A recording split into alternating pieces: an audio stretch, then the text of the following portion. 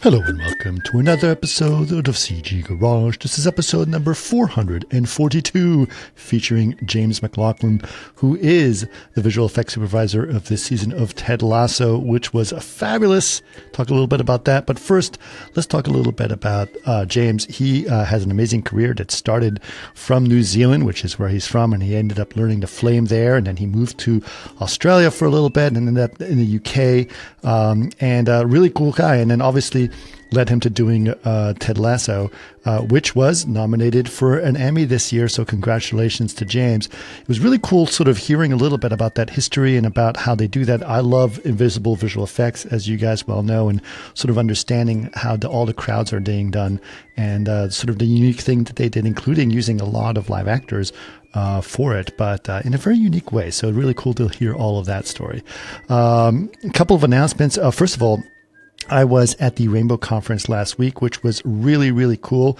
And I want to thank the guys from Rainbow for inviting me. I was able to have a really great time there and give a really great talk. Something that I'm super proud of is some of the things we're doing in the Innovation Lab with Vantage 2. One of the things I showed there is not yet available, but we can talk about it. Is there's going to be a new version of Vantage that is going to feature DLSS 3.5, including ray reconstruction, that is significantly increasing the speed of our ray tracing. I know this sounds like a lot of technical stuff, but it was really amazing and something that I am extremely excited about, especially if we can get fully ray traced frames done in HD at 100 frames a second. That is kind of mind-blowing, and it's really amazing to see. I'm not kidding you when I say those numbers. Those are kind of crazy. So a lot of exciting stuff happening in Vantage 2, and that is leading to some really interesting projects in the Innovation Lab, which you will be hearing more and more about. Speaking of that, a couple events are happening. I will be at THU on September, which THU Japan, more specifically. That is going to be in September 20th to the 23rd. So that's later this month. Very excited about that. I've never been to Japan, so that's also super exciting. Later in October, I will be at the View Conference, and that is between the 15th and 20th of October. Very excited about that. I have never been to the View Conference itself. Lots of exciting things going on there. And then Rhino World is happening also in Barcelona, and that is October 17th through the 19th. So all of those can be found at chaos.com/events. Again, that is chaos.com/events. Now, of course, if you guys want to know more about the podcast, the best thing to do is to follow us on our podcast page, which is chaos.com/CG Garage. You can always follow us on our social network, which is facebook.com/CG Garage Podcast. And if you'd like to watch us, always a good thing to do, you can just follow us on our YouTube, which is youtube.com/Chaos Group TV. And if you have other suggestions for podcasts, this was actually a suggestion for us, and I was really happy to have it. We'd love to hear from you. So please don't forget to email us. labs@chaos.com is where you can suggest guests, or if you have ideas or feedback for any podcast, we'd love to know. Again, that is labs@chaos.com. But for now, please enjoy episode number 442 with James MacLachlan. Welcome to another CG Garage, where the Chaos Group talks. You'll know it's over when the last bucket drops. We're gonna fire off rays in high dynamic range. We know that ambient occlusion is passe. Global illumination won't lead you astray. And while image-based lighting is really swell, you need to make sure everything has Fresnel. Well, cool. Well, James, so thanks so much for doing this. I've actually been very excited to talk to you. Obviously, congratulations on being nominated for Ted Lasso. It's really exciting to see that. But before we dive into that, I'd like to know a little bit about you. I mean, obviously, you have a long career. I've seen your work. I've been to your website. Really amazing stuff you've done. You've done some incredible commercial work that I've seen as well. What got you interested in computer graphics and doing this kind of work? Growing up, I was always the kid. My school reports always said James is staring out the window again. And so, James lacks focus, but I'm sure what he's imagining is really interesting in his own head. And I think computer graphics was a natural progression because it's obviously what we can't film. So we film what we can, but then we put it all together in the computer, and any gaps we have, we fill in the pixels with computer-generated imagery, which is for the most part based on reality, which I quite like. It's an Right. extension of our imaginations. So I think I was gonna end up in the arts somewhere. I flirted at the end of high school with things like architecture, but ended Okay. up in graphic design, and then motion design, and then visual effects. So it was sort of an extension through that path. I did a really early CAD course in my hometown with a mate of mine. He dragged me out in his car one night and said, "Let's go and do this course at a local university." We were still at high school at the time, but it was a sort of night course, and I really And loved where that. was this?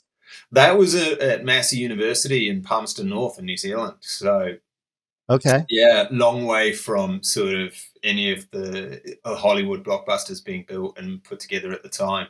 But it was really interesting because it was a combination of they had Wacoms there with like mice that were driven by it was a long time ago, so it was a lot of fun. And Sure. I've always had an interest in cameras and stuff as well, so it was gonna be something in that realm. Yeah. Well, that's interesting. I mean, so you sort of dived into all kinds of things that were creating images in some way or shape or form, right? Like were you interested in making the image? Were you interested in telling a story? What was the thing that you wanted to try to do? I think for me, it really has been a combination of the two. I think I love great stories. It's always the narrative, the written word. It's always I've read my entire life all sorts of fantastical things that people have written over the years, and I think my brain was always relatively good at seeing the pictures in my head and imagining extensions of what the world creations around these things could be. So putting the images down on paper always started to become quite fun from about the age of about 6, 7, 8. My mum was an art teacher. My dad was a primary school teacher. So we spent a lot of time around learning. My dad was one of the first to get computers into school, in his school in New Zealand. He would bring them home on the weekends and we would figure out, using, I think they were BBC macros. This was in the sort of early 80s, mid 80s. Okay. And I can always remember there was a great program on there, and my cousin was into computer graphics and he had Ataris and things like that. So I was always in that realm, and it always fascinated me. But the imagery was you can probably see up in the corner there behind me, the National Geographics. Yeah. Dad had a subscription to them, and my grandparent on my mum's side would always send me amazing books that were probably beyond my years of imagery from around the world, Magnum books Mm. and things like that. So the narrative that comes from the imagery was what I always loved. So stitching those two together was always, very much part of my sort of upbringing, and therefore I wanted it to be part of my future. Yeah, I think that's kind of amazing. I mean, in my past was I always thought I was to be an architect, and I went all the way to doing it, and I realized I actually became an architect, did the whole thing, and then I Oh, was like, cool. I don't care about buildings. Well, yeah, architecture I is mean, like, I do love buildings. I just didn't care yeah, if they were built or not, So yeah, like, yeah, yeah, yeah. I, and I I liked the picture of the image of the building yeah, or yeah. yeah. The implementation of visual effects is really interesting. I love it, but I really Mhm. love the figuring out. Like, I love reading scripts and going, Oh, right. how are How we you gonna do going to it? do this? Like, Yeah, the shooting of it is loads of fun, and Ted Lasso was absolutely amazing. Lovely crew, sure. lovely. But when you read the scripts before anybody's seen them, and you're going through them, and you're like, oh, we could do this that way, we could do this that way, and there's all these Yeah, sort of new interesting tools coming along and things like this, and it's like, how do we get that written word in front of people's eyeballs to the best of our sure. ability as a team of hundreds of people? And it's just, we're always, visual effects is an interesting one, isn't it? Because we're sort of, every year we're expected to expand and get better than the last, which Hmm. that doesn't happen in many crafts. Like, Right. they're expected, there are technological advances in a lot of fields, but you might have a year where at an awards ceremony, the acting, it dips below like the true pinnacles of some of the really amazing stuff. But every year VFX is expected to build and grow, build and grow, build and grow. So it's Yeah. if for my brain, I was always gonna end up in something along those lines because there's always these new paths to Yep. chase and look at, and it's an amazing thing to sit and learn within this realm. And I think I was just born at a lucky age. I don't know what I would have been doing if I was 30 years older, or Right. coming in now, starting, having not seen the pre-digital age. Right. So I think I've been very lucky based on when I was born. I think which always helps. Sure. Yeah. Yeah. I think, well, yeah, we're probably similar age, actually. Yeah, uh, but it's interesting to see that. I mean, I actually say I agree with you. I always say, visual effects almost by definition is you have to make something that no one's ever seen before. yeah. Yeah. It's like, And so oh, that's really kind of challenging. Bars Um, light. so what got your first big break into visual effects or CG? Um, into visual effects, I came through computer graphic design. So Sure. my first courses were primarily in visual arts, fine arts, drawing, sculpture, and then the course expanded, and I happened to be there when it expanded and bought a computer lab. And so it went from not having computers to having a lab of 6 or 8 computers. And Right. I briefly used them at home, and my high school had a couple. But Hmm. that moment, I realized there was a lot of people doing print design, and they were asked to do layouts and sheets where they were having to draw layers of CMYK, all the print lineups. And they were Yep. hand painting them. And I was like, I'm pretty sure I can jump in, like, I think it was PageMaker or Corel Draw at the time. And I Uh-huh. jumped in there and I did the separations and I printed them on acetate and I was done. And I thought, well, I understand the process. I'm able to do the output. So it, Sure. it grew from there. And so I could see that computer graphic design was probably going to be where I was going to end up, rather than the sort of print press direction, heading down the implementation of magazines and stuff. But along the way, there's just been, it's just a culmination of, I've been lucky to be around the right people at the right times. Sure. I'm naturally inquisitive. I'm always asking people questions, and I think that's seen me take advantage of the people around me and their information and their understanding of what's going on. Right. So I had at my university, I was doing motion graphic design, and my lecturer, Bridget Cabry, she was over from New York doing a couple of years at Wanganui School of Design, and Yep. she'd helped design the typeface for the Fight Club title sequence. And so Right. around that time, the world didn't seem that big when I was able to talk to her. Like, she was from New York, she was 2 steps away, and she had this really interesting background on these projects she'd worked on with these amazing people. And I was Yep. trying to get in touch with people in the realm of film title sequences. So I actually really loved those, which speaks to the Oh, yeah. narrative and the image going down and the storytelling. So I think I did a thesis on motion graphic design film title sequences and how they set up films, or they foreshadow, or what have you. And What are that some of was your really, favorite film titles? I mean, there's a load. I really loved, obviously, Seven came out at the right time for my age. So when Sure. that came out and Kyle Cooper was doing that at Imaginary Forces. Yep. But looking back through the years, I mean, all the way back to Saul Bass with his ones that he was doing Sure. back, Vertigo all the way through. And then there was a few for the Bond films. I've always loved the Bond ones. I dearly love to work on a Bond title sequence. They're just mad. Yeah. But Morris Binder was doing some, and obviously Danny Kleinman's done a load of great ones of recent with the guys. So it's sort of been a whole lot of little steps along the way. There was no one massive moment. But Sure. when I got to Wellington in New Zealand and got into trying to do news graphics, basically, I ended up at an advertising house called Source, run by a couple of guys who were an ex-cameraman and soundy, and they had a flame in their building. And I had no idea what that was because I'd been using Yep. After Effects, Photoshop, Corel, all the desktop stuff. Yeah. And the flame artist there, for family reasons, he had to leave. And so my boss said, well, we can send you to Melbourne, you can learn a bit of flame. And they sent me over there for a couple of days, and then I came back, and then it was a case of I had clients in advertising in Who did flame. you learn the flame under?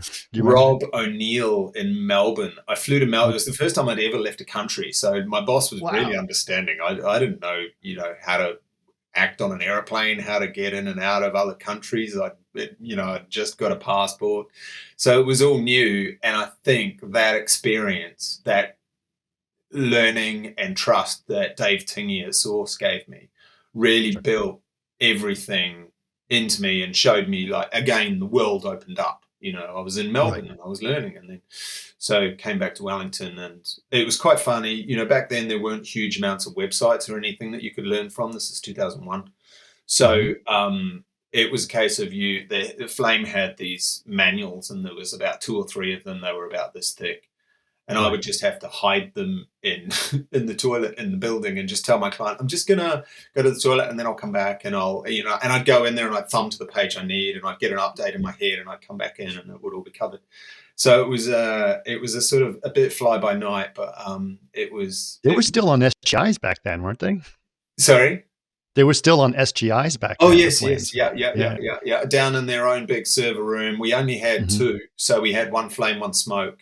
They were super expensive to run and to service, but they were amazing. And it was another toy. I loved collecting all of these programs over the years. I've used like all of them. I've been very fortunate to have been around an industry where loads of stuff has come and gone, and machines have come and gone, and technology's come and gone, and I've just loved, playing with them all basically and pretending to make a living out of it.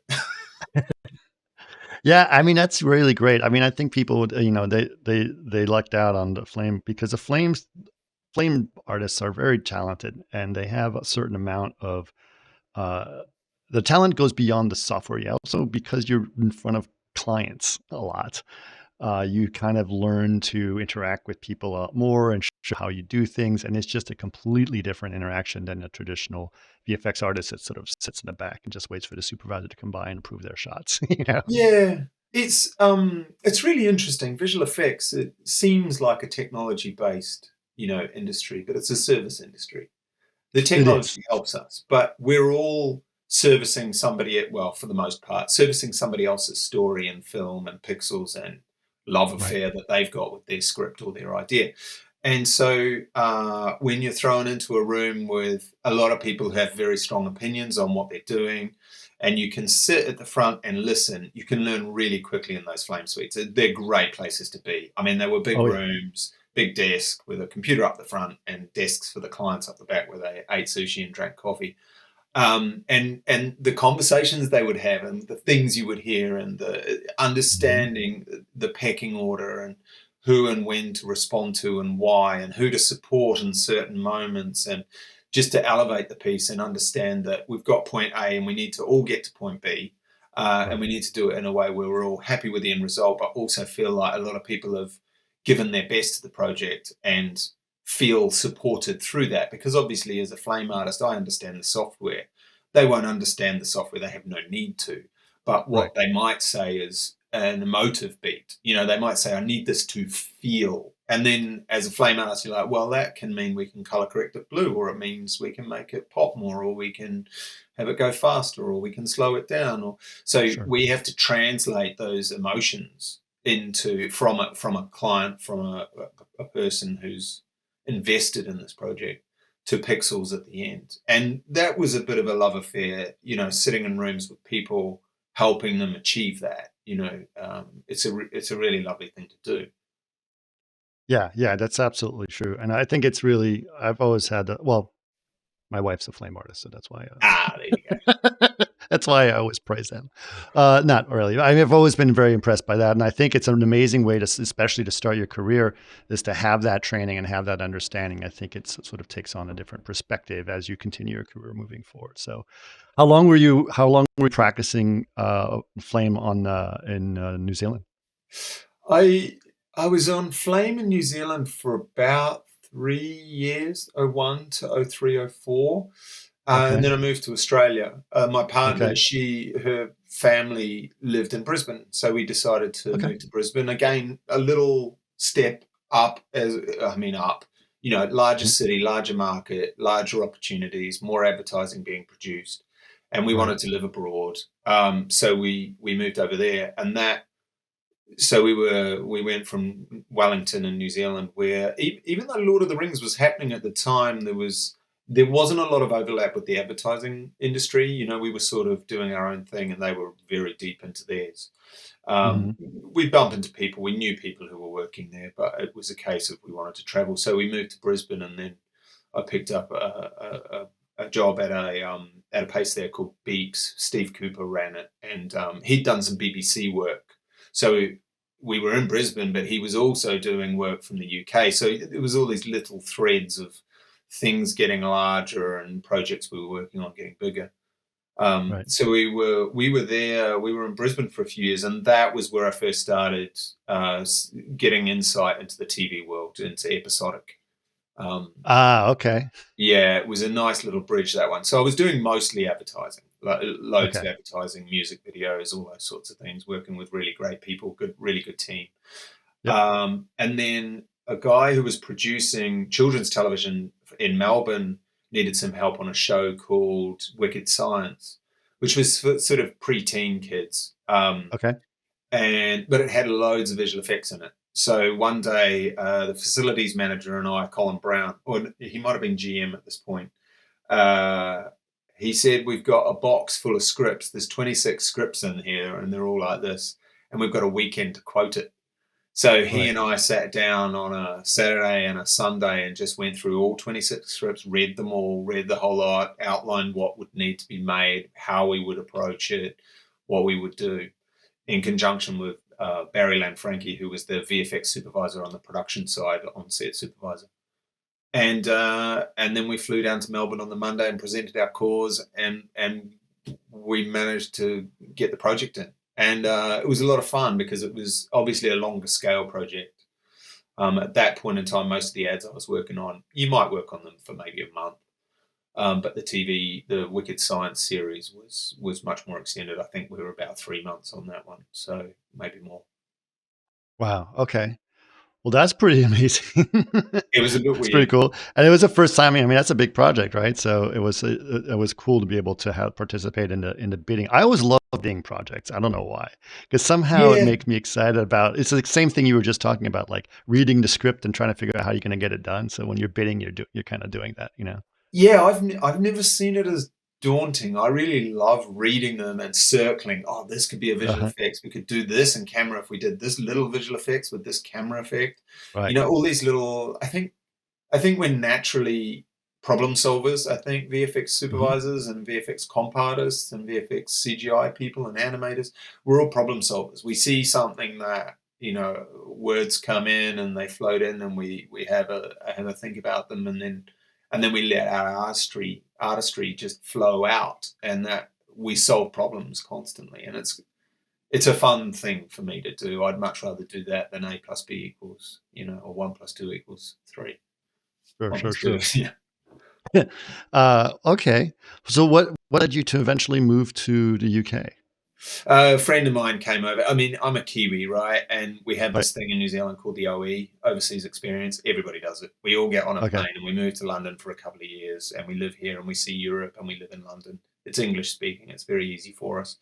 So Sure. the intention was always to get here, and you tend to try and do it as young as you can before things like Okay. kids get in the way. So we were in Brisbane for a couple of years, 3 years, 4 years, and moved to London. And when I came to London, I had a load of advertising experience from Brisbane. I had a couple of small contacts who were working at the mill, and a couple of other places. But Hmm. mostly I just went door knocking because I needed some money to pay for my travel. I wanted to Sure. get over to Europe, see Germany, see France, see Spain, see Iceland, Croatia, the whole lot. So you need a little bit of money to get around at that point. And Right. so I door knocked, and it was very odd at that time, 2006.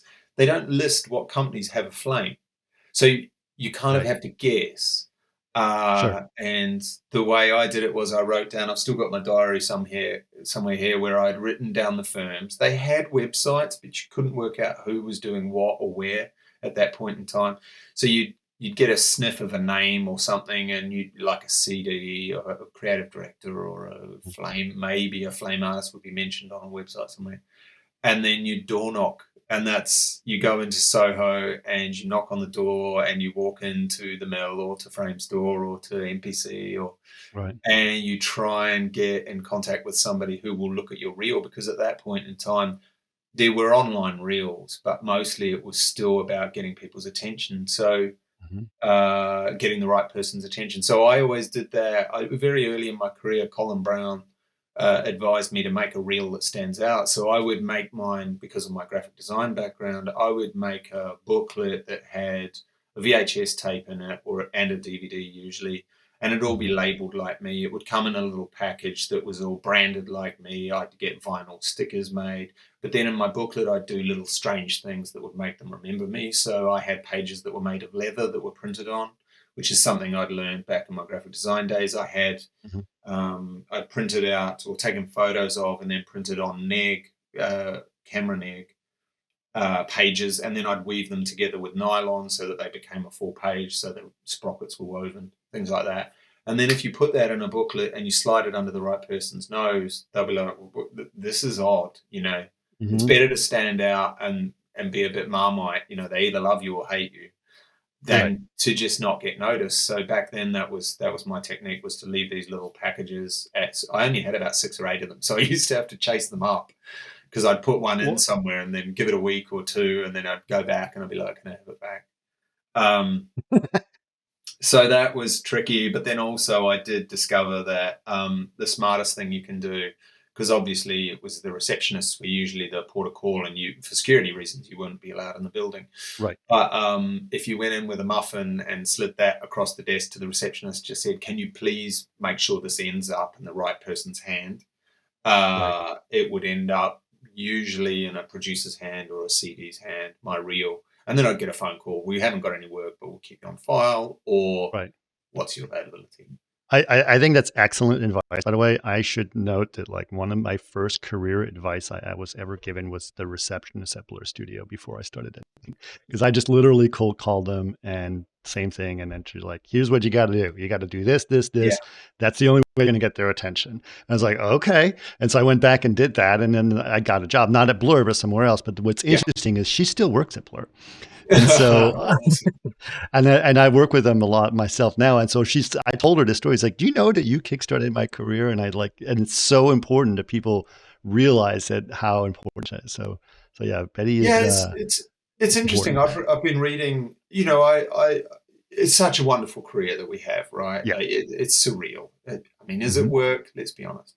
It's play while you're being paid with a bit of stress. Right. But Right. it's really hard for younger people. I struggle not to say kids because I'm so old now. For younger people to get into this industry, because of the assumption of the digital age and how easy it is to access people. So you Sure. can get in contact with people it's never been easier, on LinkedIn, through recruiters, on Instagram, on all of these platforms. Yep. But in all honesty, until you've got your eyeballs on them, it's really hard to genuinely get their attention.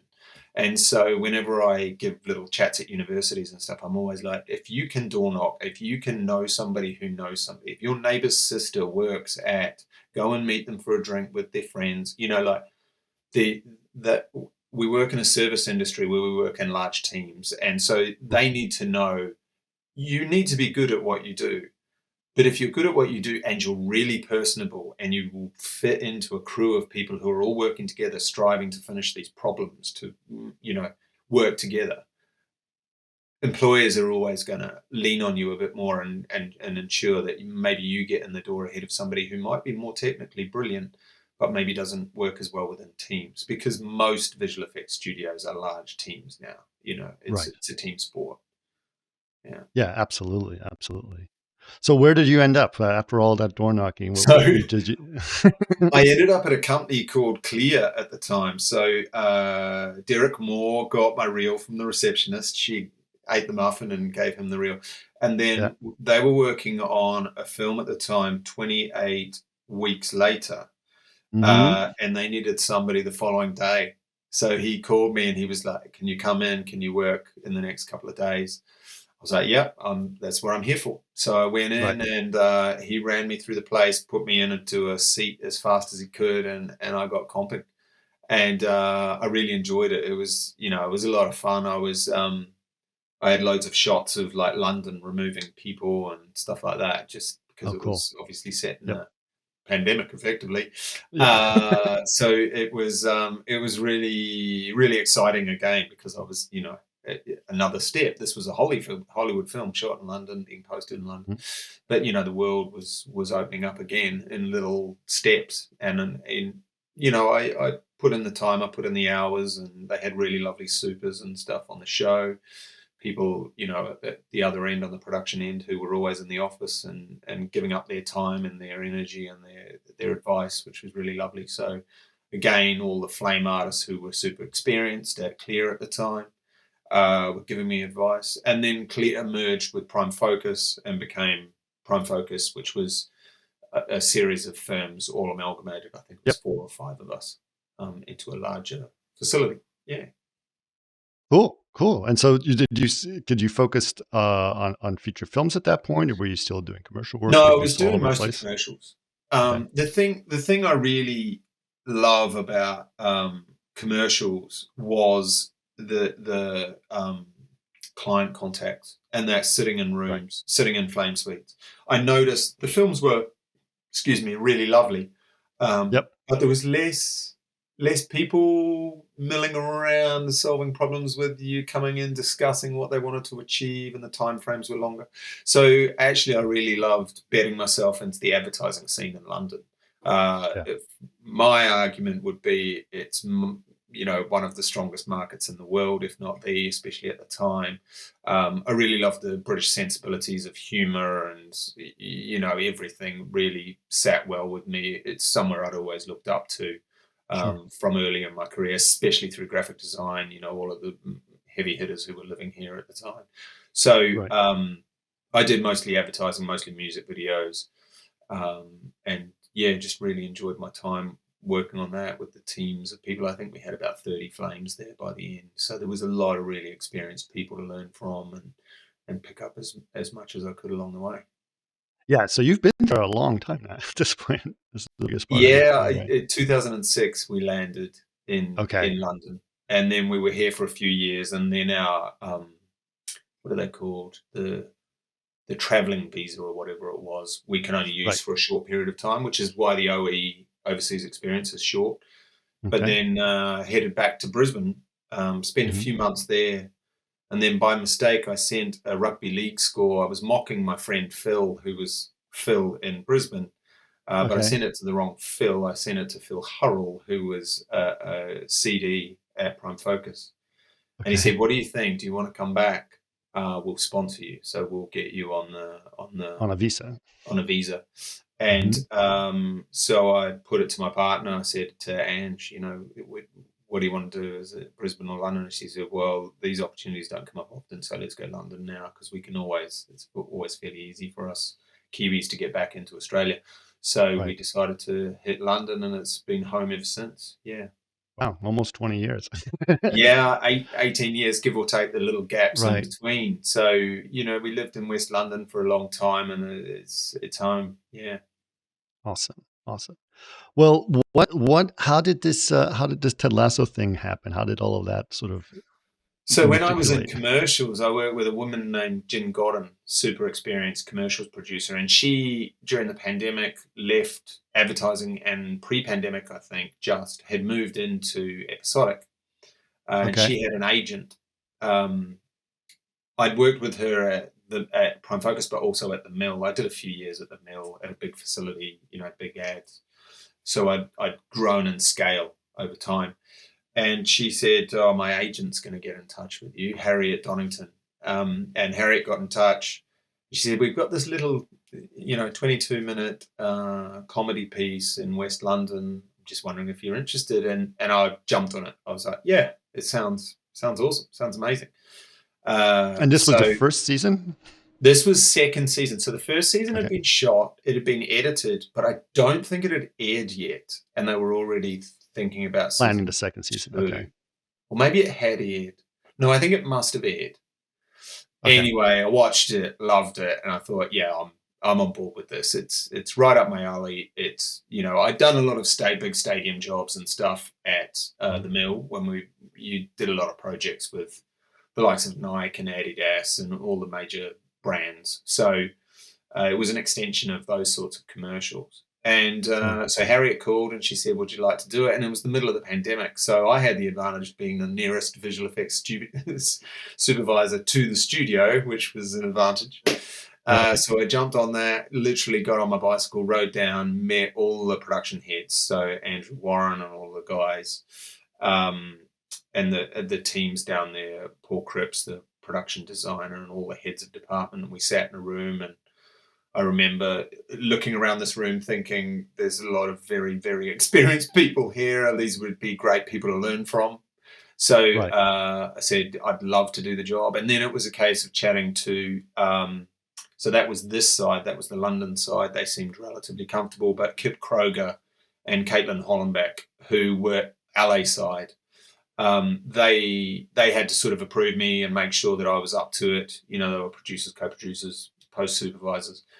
And so we met and chatted, and I really got along with them. And then they introduced me to Barnstorm, to the guys at Barnstorm, which was Corey Jameson and Lawson Demick. And they own and run Barnstorm VFX. And Barnstorm had done the VFX for, I think, 100 shots, I want to say, football shots in season 1. So they had a proven track record, but it was done quite a little bit differently that time around. First season. And with the show getting popular, we knew it was going to grow based on what Apple wanted, what Jason wanted, what Bill and Brendan and the teams of writers all wanted. Everything was elevating and getting slightly bigger. So Kip and Caitlin and Corey and Lawson all got together, and they were comfortable with me doing as well. So there was a real synergy of people who were very trusting with me. I'd done very little, episodic on-set supervision at this point. I'd handled big... You'd done some on set with commercials though, right? Yeah, loads with commercials. But the longest commercial shoot was probably 20 days max. That's a pretty long commercial. The RV one was a pretty big one. The McLaren one was big because I directed, so there was a lot of pre-prod and stuff in that. So I had flavors of things, and it was building. So I just really wanted to learn from all of these people, and I could see from the way that so many people came back from season 1 to do season 2 from the crew. So many came back. I thought, well, this is going to be there's something happening here that's really, really good. And I wanted to be a part of it, to learn from all of these people. And then it was just a case of an education for me, where I would just go around set all day annoying people like focus pullers and crane operators and COVID supervisors and, wardrobe. And I'd just natter to them, and I'd find out how we can help them, how they can help us, what they're getting up to, what they're bringing to it. And it was just a load of fun. So I would be there as many days as I could. I think it was non-consecutive days on that show from memory. So I was I would do a few days because the football blocks I was needed for, but not a lot else. There was a bit of blue screen for one of Rebecca's office was all blue screen at that point. It had to be moved for logistical reasons. So there was a few things there to chat about. And then I went in and I met the DOPs and we chatted, and I met the directors, and they were all lovely. And it was, the show is, the making of the show is a true reflection of the feeling and the sentiment of the show itself. So it was awesome. It was amazing. Like, it really was an amazing education for me. Yeah, and the main thing that you were doing was set extension, right? That was one of the biggest things you were trying to create, right? Yeah, loads of set extension. So we had, in season 2, we had a few offices that were blue screen, so we had to work out how to shoot them. But yeah, predominantly the football and making sure that it all sat well in the scope of what Apple was now looking to achieve. So I knew reading the scripts that we were going to be shooting at places like Wembley, having to make games look like they were being played at Wembley and at Nelson Road and at Crystal Palace and I can't remember what we did in season 2. It's so long ago now, but we knew the logistics of the set extension. But the really interesting thing is that during that time, football matches were being played without crowds. And it was really fascinating watching those, because a lot of people were like, the football because of COVID. during COVID. Right. So you had these empty stadiums, and they tried to solve it a whole bunch of ways. And it really showed up that if you don't get the crowds right, it's this dead, weird atmosphere where you can hear the players, but there's no, the narrative is all there from a game, you know, whether a team's winning or losing and how they're playing in real life in the Premier League. But with no atmosphere, it was a very odd viewing experience. They tried using fake crowd sounds, and even that didn't work because the arcs didn't follow what was going on the pitch. Sure. So we knew that the most important thing was to get the football stadiums accurate. You know, we were a reflection of the Premier League itself, so we had to be accurate. But how the crowds interact with what's happening on the football pitch was super important. We had to know that we had all the emotive beats for what was happening in every single shot, possibly from up to 7 camera angles. At any given time, we had to know that we could create a crowd that would be building that atmosphere around what, you know, Brendan and Jason and all the teams of writers had put on the football pitch at that time, because it can feel dead or flat if it's not right. So we had a series of discussions about how we could do that, because what we didn't want to do is plate the whole lot, but we did want to use people, real people giving real performances. So it was a case of working out how we would build that emotion in and get it aligned with what was happening at any given moment in the minutes and hours of footage that we had to do by the end of season 3. So did you shot real people, or did you guys use crowd sims solutions as well? We used a little bit of crowd sim in season 2, but in season 3, they're all real people. So bar a tiny handful, but predominantly what we did was with Lawson and with Bill Parker, who he was comp supervisor on season 2 and 3, and I think 1. We created this video, this 6.5 minute video, and it's really funny. It's in season 2, it was Lawson, and season 3, it's Bill, standing, giving all the emotions of the football fans. And they filmed themselves. We wrote out what the emotive beats were to cover an entire, in 6.5 minutes, everything. So standing, clapping, booing, boo, you know, yelling at the team, excited. How many people did you film? So we had 200 people on 2 days for season 3. And we cycled them through in groups of 7, and we played the 6-minute video. There was a lot of maths we had to do, because we literally just knew our shoot day. And we knew the teams we had to cover. We knew the emotions we had to cover with 6.5 minutes. We knew how long it would take to shuffle them in and out. So it was a real logistical kind of to get us covered on everything. And we knew some crowds we could hue shift, so we could take a red and make it a blue if we had to fill in extra bits and bobs. But we shot for 2 days shooting sprites. So the people would line up a bit like a police shoot, you know, police lineup. And they'd come in, they'd be played the video while they were in the green room. And then they would come in and it was like a synchronized dance. So they'd give this dance, this minute, yay, we're excited, oh, we're booed, oh, your team, chew your nails. So they could hear Bill's voice, but they couldn't see him. And that was important because we didn't want them mimicking him. We wanted them to do their own thing. We wanted all of these people to be giving real performances. And they did it beautifully. It was amazing. Like the energy levels they kept up all day. So we would cycle through, I think 7 at a time. I'm pretty sure it was 6, 7 or 8. And they would cycle in and cycle out, and then they get changed, and a new group of people would come in, and we did that all day. And it drove the crew mad, because this video would play all day, and you'd hear the same voice giving the same commands every 6.5 minutes for all day. But it worked really well. We shot them front, 3/4, and side on, and that covered most of our shots. That's amazing. Because we wanted real flexibility for production. What we didn't want to do, when we were setting up the football production with Pedro, second unit director, who covered all of it, and DOP Ness White and David Rom, who shot other episodes, we had broadcast cameras set up in traditional broadcast position. So we had an A and B cam down on pitch level at Hayes and Yedding. We had a goal cam, we had a gantry cam, we occasionally had a Ronin, we occasionally had a steady cam, occasionally we had a helmet cam. So we knew we had to basically cover every seat in the stadium from every direction. And so because of that, we shot that 6.5-minute video, knowing most of the world we live in, we're fine. Right. Then we reached a point where everything keeps elevating, and we started to put cranes in Manchester City, sweeping around the crowd singing, coming up into the corporate boxes behind. So we started to get some angles that were a bit fruity, but at that point we'd already got Metastage involved, who I think you've chatted to Metastage on your podcast, I think, at some point. Yes. Um, so their volume capture crowd is Right. what we used. So we had the same video, we played it to people in LA who stepped into the volume. So they're real people, real emotions, real eccentricities. They might be holding a flag and do something weird with it.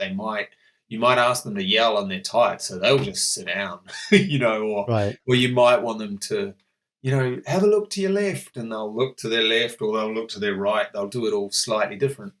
But Yep. they did that in the volume stage. And so the advantage of that Interesting. was we could place them in At backwards any angle. three-quarter angles, elevated camera angles, Yep. anywhere up really close as well. So if we had Pep Guardiola on the pitch, on the side dugout at Manchester, and then we had some really close seats.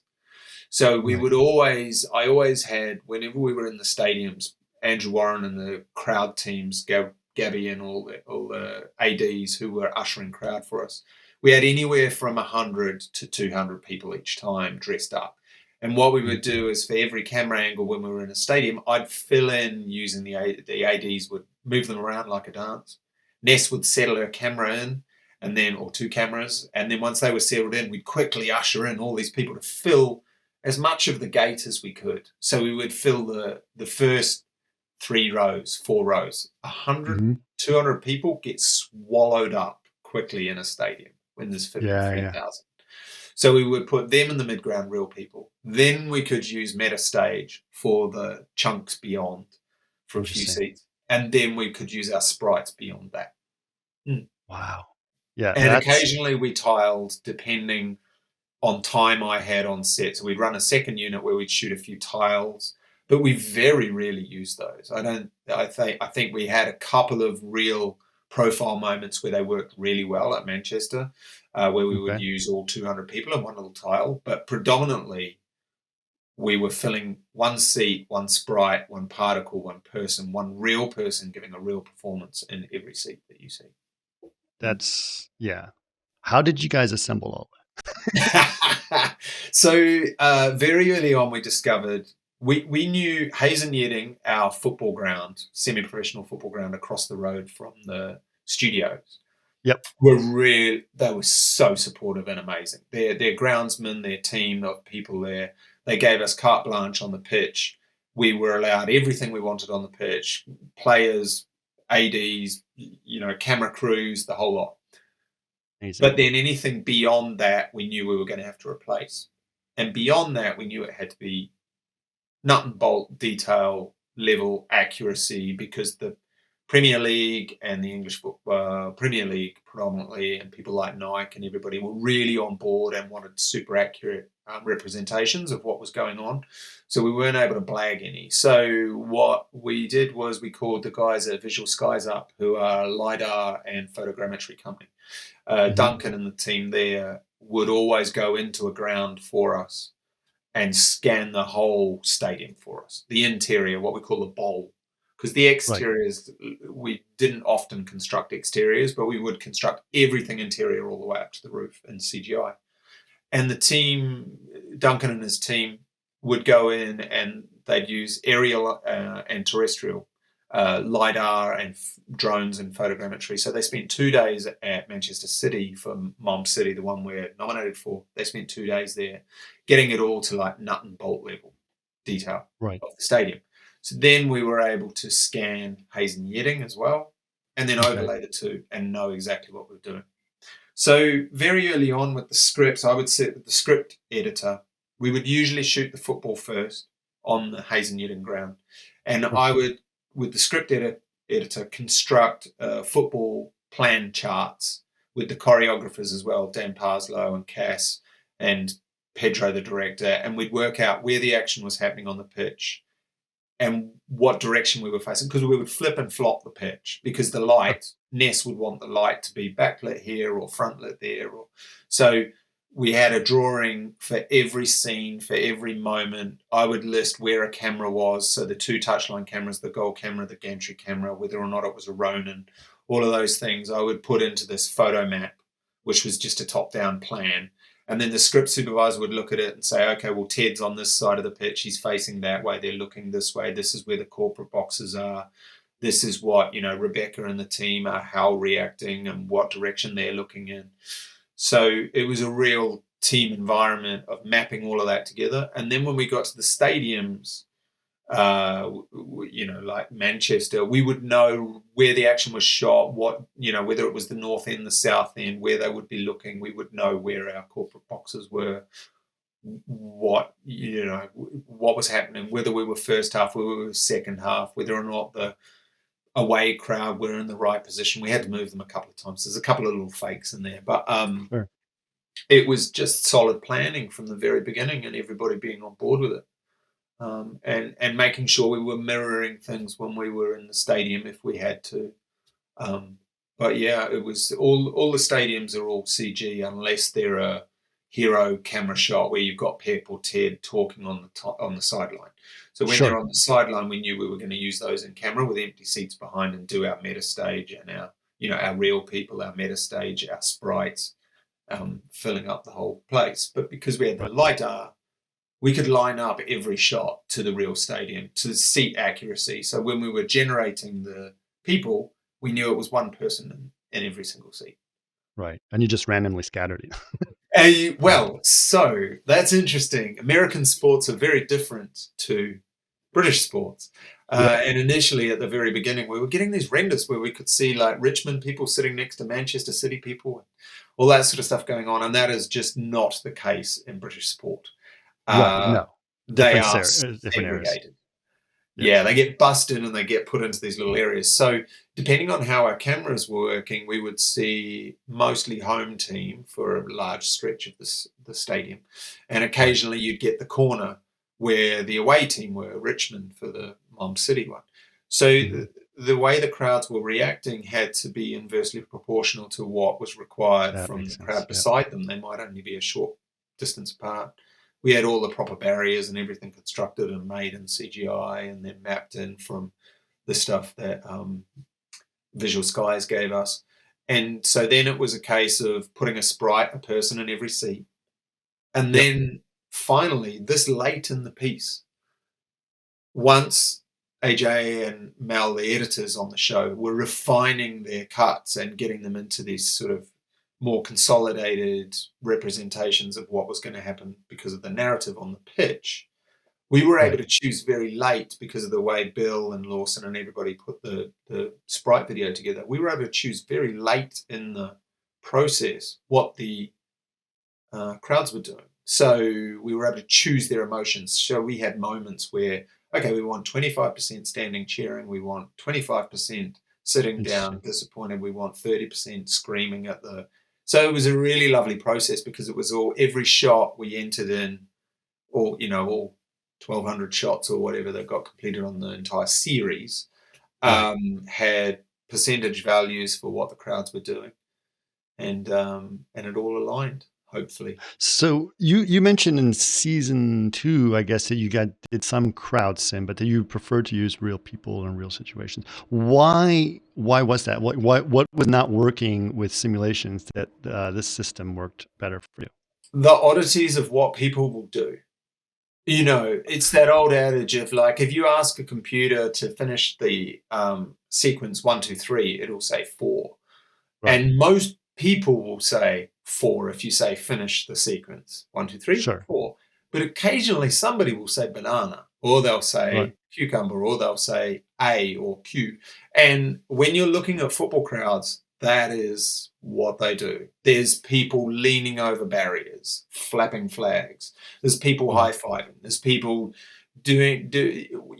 somebody might be a secret away fan in a home end, and he's, oh no, when they Right. should be cheering.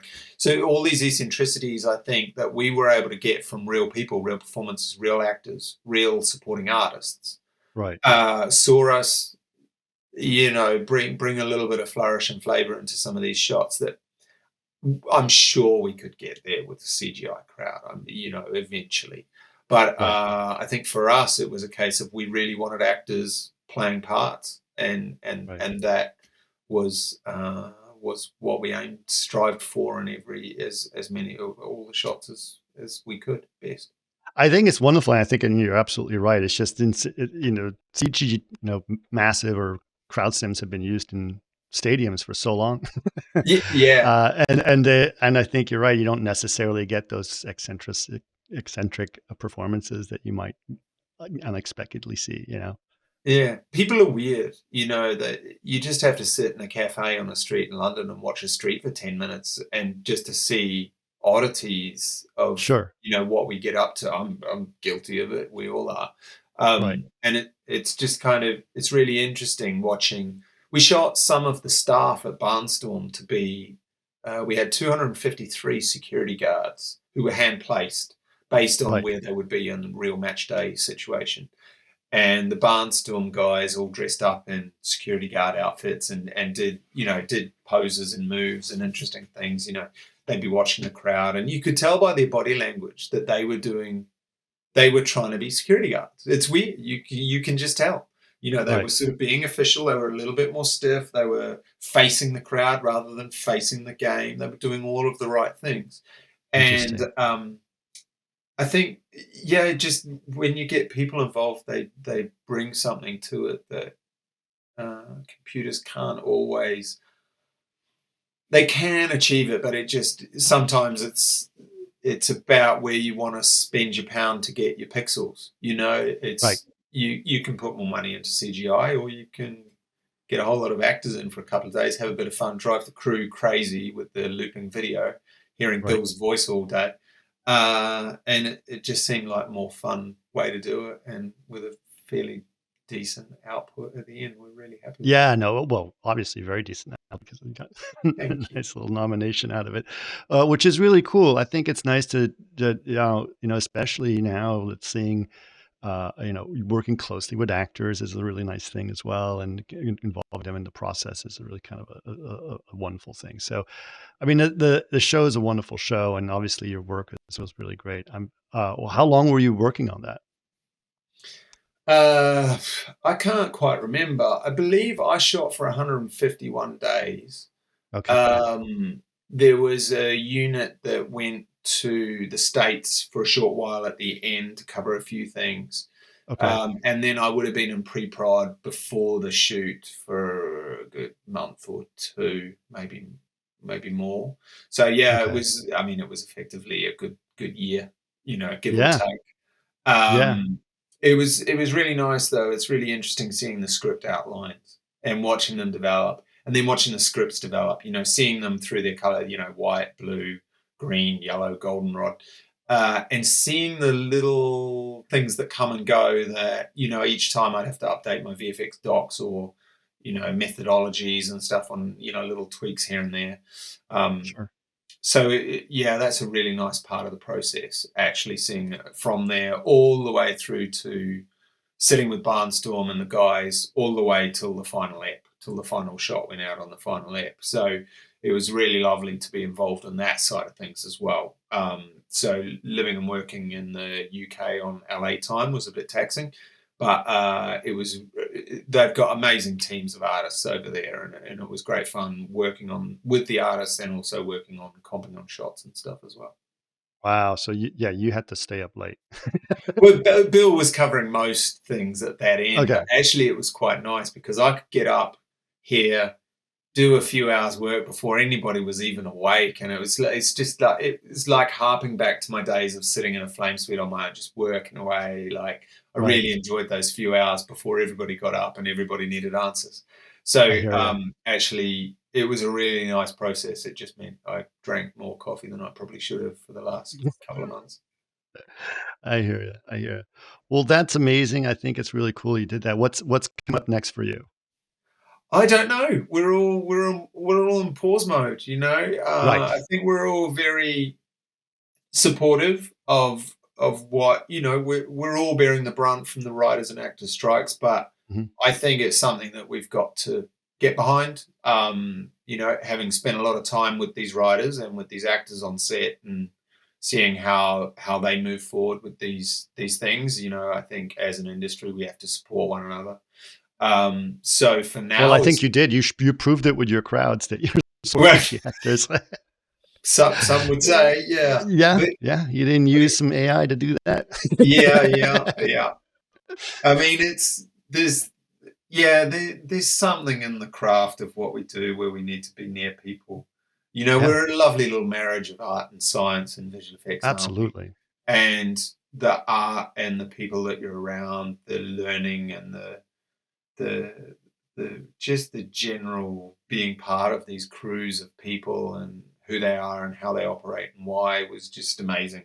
So yeah, it's all a little bit on pause at the moment, but that's fine. Sure. You know, I can always bounce back into advertising a little bit. I've still got a few friends there, so Right. we're all just trying to, you know, support each other and pay the bills and all that. But it's fine. I'm sure, you know, we all got through a pandemic. If we can do Yeah. that with and come out the other side with our sanity and our children having homeland enough from us, Right. I'm sure we'll be fine in the long run with this. Because I think that, I mean, I would say this. You know, the pandemic showed the pause, showed how much people in moments need the arts. You know, like Yes. it's all very fine and dandy when we're, you know, wanting a little bit of escapism, but sometimes you actually need answers as well. And sometimes only a song or a TV show will bring you that in moments of, you know, where things get a little bit tough for you.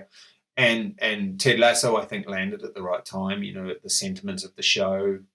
It's such a warm show, right? Mm, And so I yeah, think that that's exactly the kind of thing that people needed is to be able to feel yeah, good about themselves at the end of the day, yeah. you know? And so And that's really Jason, true. Brendan, and Bill Yeah. wrote a lovely show, and you could feel it on the set. You know, we were all wearing COVID masks, and we were all separated, and we were all Mhm. adhering to the COVID team's rules, and but Mhm. we just really wanted to, you know, produce something that we were all super proud of and that we were all supportive of. And I think it shows through in the way the show was made that most of the people came back for season 3 as well. So it was really lovely. But I think we need to support each other in these down moments, but we'll all be fine. It will something will resolve itself. For sure. For sure. Well, listen, James, thank you so much. It's been wonderful hearing your story and, and hearing more about Ted Lasso and how that's going. So, and congratulations again on your nomination. And hopefully you'll have the award ceremony soon and you'll be able to come. Are you going to come to Los Angeles when it happens? So I've not met any of the LA people in person. I've been working with these people for like 3.5 years. So Okay. Ed Kroger, Caitlin Hollenbeck, Corey Jamison, Lawson Deming, Bill Parker, you know, all of the teams of people that I've been working with. I just want to hug them or say hello or, you know, sit down and have a meal and just discuss the last 3.5 years, 4 years. Right. So I would love to come over, but we'll see. It's, you know, if it doesn't happen due to awards, I'm Yeah. sure I'll get on a plane at some point because it's they're part of the Have you ever been family. to Los Angeles? I've stopped through it briefly on my way to New Okay. Zealand, but no, haven't spent any good time there. So I've got a load of friends who now live there, so I'll try and make some time to come over and see Right. everyone because it's yeah, it's been a big part of everything for me, and it's been really exciting. It's such a strange position to be in, Chris. Yeah. It's not something I'd ever thought would ever happen, or I'm very fortunate to have been around the right people at the right time and just Right. leeching as much information out of them as I can. Sure. So you know, it's been exciting. Thanks for that. I really appreciate it. Yeah. It's been a lot of fun. Yeah, Well, thanks again for doing this. no worries, man. Thank you.